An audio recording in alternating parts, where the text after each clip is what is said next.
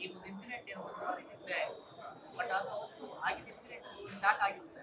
ಅಂದ್ರೆ ಬೇರೆ ಹಿಂದೆ ಆಗಿದ್ದ ಘಟನೆ ಬಸ್ ಸ್ಟ್ಯಾಂಡ್ ಬೇರೆ ಕಡೆ ಆಗುತ್ತೆ. ಆದ್ರೆ ನಿಮ್ಮ ಹೋಟೆಲ್ನಲ್ಲಿ ಅವತ್ತು ಇನ್ಸಿಡೆಂಟ್ ಏನಾಯ್ತು ಆ ಬಗ್ಗೆ ಒಂದು ಹೇಳೋದಾಗಬೇಕು. ಇನ್ಸಿಡೆಂಟ್ ಆಗಿದ ತಕ್ಷಣ ಯಾವ್ದಾದ್ರು ರಿಯಾಕ್ಟ್ ಅಂತ ಅನುಭವಿಸಿರುತ್ತೆ, ಯಾಕೆ ನಮ್ಮ ಹೋಟೆಲ್ಗೆ ಬಂದಿಷ್ಟ ಆಗುತ್ತೆ? ನಮ್ಮ ಹೋಟೆಲೇ ಯಾಕೆ ಅಂತ ನನಗೆ ಗೊತ್ತಿಲ್ಲ ಸರ್. ಪ್ರಾಬ್ಲಿ ನಮ್ಮಲ್ಲಿ ಕ್ರೌಡ್ ಜಾಸ್ತಿ ಇದೆ, ಅದಕ್ಕೆ ಆಗಿರ್ಬೋದು, ಅದ್ರ ಇಂಪ್ಯಾಕ್ಟ್ ಜಾಸ್ತಿ ಆಗಲಿ ಅಂತ ಆಗಿರ್ಬೋದು. ಎಕ್ಸಾಕ್ಟಾಗಿ ನನಗೂ ರೀಸನ್ ಗೊತ್ತಿಲ್ಲ, ಇನ್ವೆಸ್ಟಿಗೇಷನಲ್ಲೇ ಗೊತ್ತಾಗಬೇಕಿದು. ಬಟ್ ಖಂಡಿತವಾಗ್ಲೂ ನನಗೆ ತುಂಬ ಶಾಕ್ ಆಯಿತು, ತುಂಬ ಬೇಜಾರಾಯಿತು.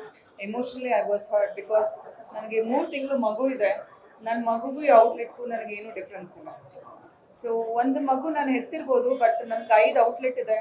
5 ಔಟ್ಲೆಟು ಪ್ಲಸ್ ನನ್ನ ಮಗ 2 ಸೇರಿ ನಂಗೆ 6 ಮಕ್ಕಳಿದ್ದಾರೆ. ಎಲ್ಲರೂ ನಾನು ಈಕ್ವಲ್ ಆಗಿ ಟ್ರೀಟ್ ಮಾಡ್ತೀನಿ. ಯಾರಿಗೆ ಏನು ಹರ್ಟ್ ಆದ್ರೂ ನನಗೆ ಹರ್ಟ್ ಆಗುತ್ತೆ.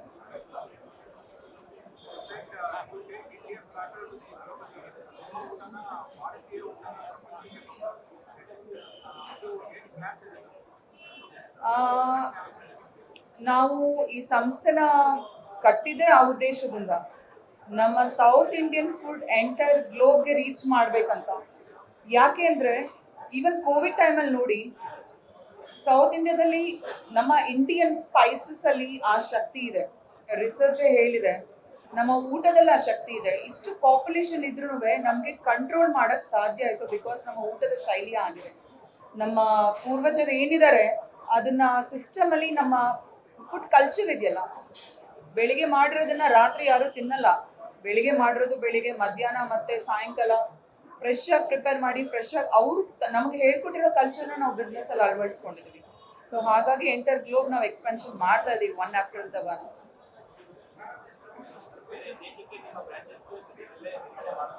ಹೌದು, ಈಗ ನಾವು ಕರ್ನಾಟಕ ಆಯಿತು, ಬ್ಯಾಂಗ್ಳೂರ್ ಆಯಿತು, ಹೈದರಾಬಾದ್ ಆಗಿದೆ. ನೆಕ್ಸ್ಟ್ ನಾವು ಚೆನ್ನೈ ಪ್ಲ್ಯಾನ್ ಮಾಡ್ತಾ ಇದ್ದೀವಿ, ಮುಂಬೈ ಪ್ಲ್ಯಾನ್ ಮಾಡ್ತಾ ಇದ್ದೀವಿ, ಪುಣೆ ಪ್ಲ್ಯಾನ್ ಮಾಡ್ತಾ ಇದ್ದೀವಿ, ಡೆಲ್ಲಿ ಪ್ಲ್ಯಾನ್ ಮಾಡ್ತಾ ಇದ್ದೀವಿ. ಆ್ಯಂಡ್ ದುಬೈಯಲ್ಲಿ ಬರ್ತಾ ಇದೆ ನಮ್ಮ ಔಟ್ಲೆಟ್.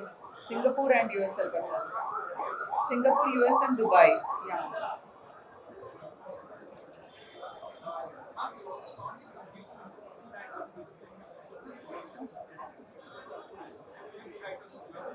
ಹೊಸ ಮೆನು ಏನು ಅಡಿಷನ್ ಮಾಡ್ತಾ ಇದ್ದೀರಾ? See, our South Indian food has got nowadays number of menu items like even you take variety of rices. Starting from lemon rice. Lemon rice itself, chicken itself, we can have different types of like with this we want to entertain our customer, and that too with South Indian we can play with our idli, and we can play with our dosa. And it's our young generation, if you see most of our customers are young kids, young generation, they are enjoying the South Indian food. This is what it says, the value for our food, and people wants to enjoy our culture. Exactly. Recently we launched Pudina Masala Dosa, that's a beautiful flavor along with the butter, Penne jothe to be Pudina Masala Dosa, deadly combination again. So these are the innovations what we keep trying to do. Even some granny she came.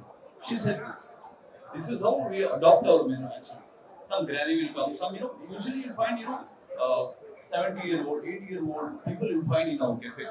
And one or the other menu, like whatever we are launching this because of all our customers.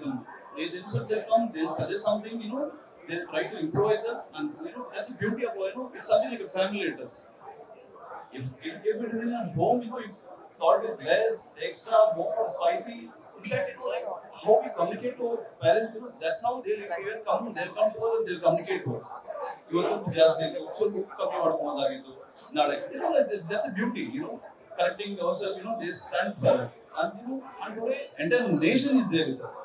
And like what granny she came in the afternoon, she said, I'm there with you. That's a beauty, man.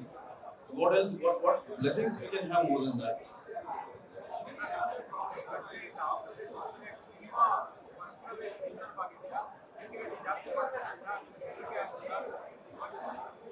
Sir personal ಅಂತೂ disturb ಆಗಲಿಲ್ಲ. ಈ ಒಂದು incident ಇಂದ ಇನ್ನ 100 ಪಟ್ಟು energy ಜಾಸ್ತಿ ಆಗಿದೆ. ನೋಡಿ ಇಷ್ಟು ಜನ ಈಗ ನಮ್ಮ ಜೊತೆ ಇದ್ದೀರಾ, ಇದೇ ಎಕ್ಸಾಂಪಲ್ ಅದಕ್ಕೆ. ದಿವ್ಯಾ ಹೇಳ್ತಿದ್ದಾಗೆ ಪ್ರತಿ ಒಂದು ಸ್ಟೇಟ್ ಅಲ್ಲೂ ನಾವು ಲಾಂಚ್ ಮಾಡ್ತಾ ಇದ್ದೀವಿ ರಾಮೇಶ್ವರಂ ಕೆಫೆ.